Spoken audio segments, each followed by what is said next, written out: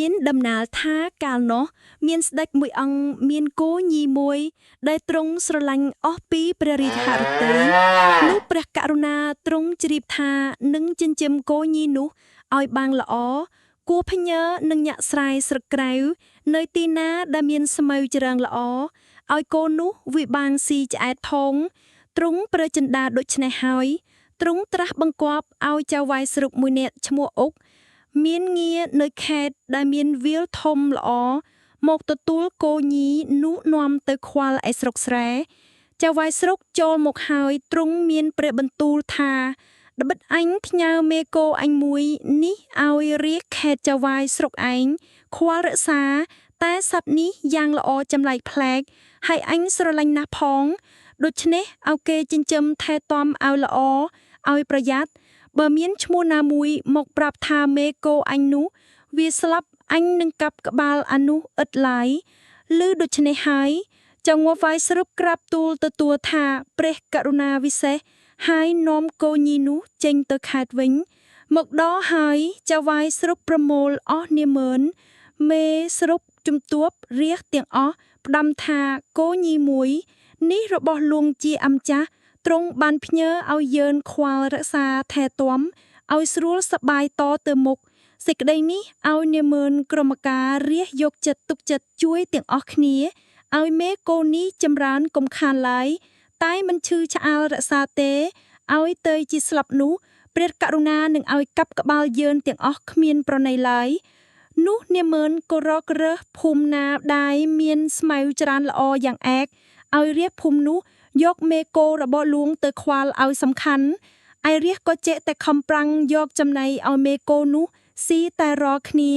សពថ្ងៃវេលានោះមេគោនោះវាឡើងជាធាត់ណាស់ពុំចេះដើររកស្មៅស៊ីទេចាំតែក្នុងរោងឲ្យរាជយកអ្វីឲ្យវាស៊ីក៏រាជចេះតែយកចំណីជាច្រើនពេញកញ្ជើការរុងជារាល់វេលាយកស្មៅខ្ចីខ្លះសំណាបខ្លះទំពាំងរុស័យខ្លះស្រូវខ្លះគូពោតខ្ចីខ្លះឯគោនោះវាស៊ីក្រៃពេកទាល់តែស្លាប់ទៅដោយតែវាស៊ីហួសឃើញដូច្នេះរាជតូចចិត្តទៅប្តឹងជំទាប់ព្រុតទាំងខ្លាចទៅប្តឹងមេស្រុកភ័យណាស់ពុំហ៊ានទៅជម្រាបលោកចៅវាយទៅប្តឹងត្រឹមស្មានភ័យពន្លឹកទៅជម្រាបបាឡាតឮតាមសេចក្តីក៏ញ័រទាំងដៃទាំងជើងចូលទៅឯលោកចៅវាយឃើញបាឡាតដូច្នេះក៏សួរថាកើតគ្រោះអ្វីក៏លោកបាឡាតញ័រទាំងដៃទាំងជើងយ៉ាងម្លេះនោះបាឡាតឆ្លើយទៅវិញថាខ្ញុំប្របាទពុំហ៊ាននិយាយទេឯចៅវាយប្រាប់ថាមិនអីទេឲ្យលោកបាឡាតនិយាយចុះនោះបាឡាតនិយាយថាសូមមេត្តាប្រោសត្បិតមេគោព្រះករុណាវាស្លាប់ទៅហើយ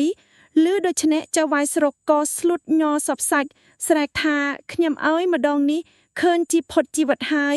ត្បិតលួងជាអំចាស់មានព្រះបន្ទូលផ្ដាំថាបើនរណាទៅទូលថាមេគោនោះស្លាប់នឹងឲ្យកាប់ក្បាលយីខ្ញុំពុំព្រមទៅថ្វាយបង្គំក្រាបទូលតាមដំណើរទេឲ្យលោកបាឡាតទៅចុះឯបាឡាតប្រកេកឯការដែលចូលទៅក្រាបទូលព្រះករុណាក្នុងវេលានេះជាក្រសួងរបស់ចៅវាយស្រុកពុំគួរប្រោនាម៉ឺនណាទៅជួសឡើយប្រកែកគ្នាទៅវិញទៅមកជាយូរខ្លាំងណាស់កាលនោះជួនជាកូនក្រមុំចៅវាយស្រុកដើរលេងក្នុងច្បារជិតខាងសាលាខេត្តឬចៅវាយស្រុកជាឪពុកស្អឹកស្អៀវដូច្នេះក៏នាងឡើងទៅលើសាលាសួរថាឲ្យមានការអ្វីឲ្យបារម្ភចិត្តម្លេះនោះចៅវាយស្រុកប្រាប់មកវិញថា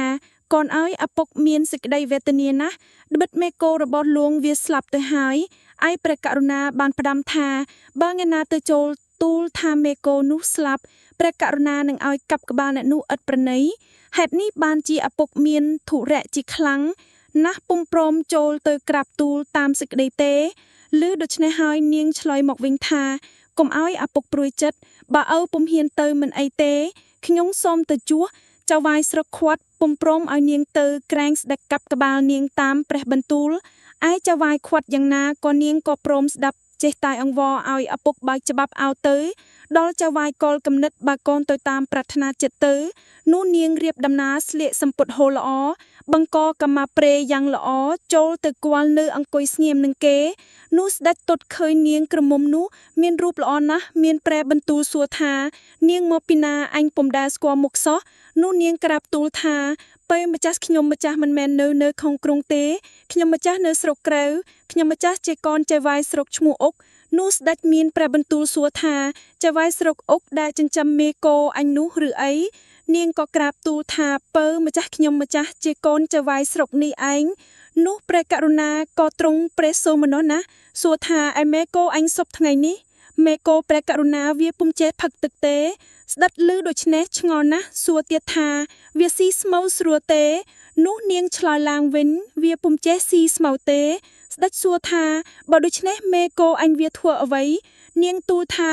វាពុំចេះបន្តមូតទេនោះស្ដេចក៏ឆ្ងល់រទេះខ្លាំងឡើងសួរទៀតថាអ្វីទៀតឯនាងក្រាបទូលថាមេគោនោះវាលែងបន្តលេមកផងស្ដេចក៏ស្រែកថាហើយមេគោអញវាពុំចេះផឹកទឹកពុំចេះស៊ីស្មៅលែងនោមលែងជុះស្អាតនោះដូចជាមេគោអញវាស្លាប់ទៅហើយនាងក៏ក្រាបទូលថាសូមទ្រង់ព្រះមេត្តាប្រោសព្រះករុណាមានព្រះបន្ទូលថាមេគោនោះវាស្លាប់ហើយឯខ្ញុំម្ចាស់មិនបានក្រាបទូលថាដូច្នេះសោះហេតុនេះមិនមែនជាក្បាលខ្ញុំម្ចាស់ទេដោយគួរកាប់នោះលឺដូច្នេះហើយស្ដេចក៏ទ្រង់ព្រះសម្រួលពុំមានខ្ញល់ឡាយទ្រង់ព្រះរាជាទានរង្វាន់ទៅនាងវិញផងហើយមានព្រះបន្ទូលត្រាស់បង្គាប់ឲ្យទាមព្រះរាជរថមួយនាំនាងវិលទៅផ្ទះវិញទ្រង់អភ័យទោសទាំងអស់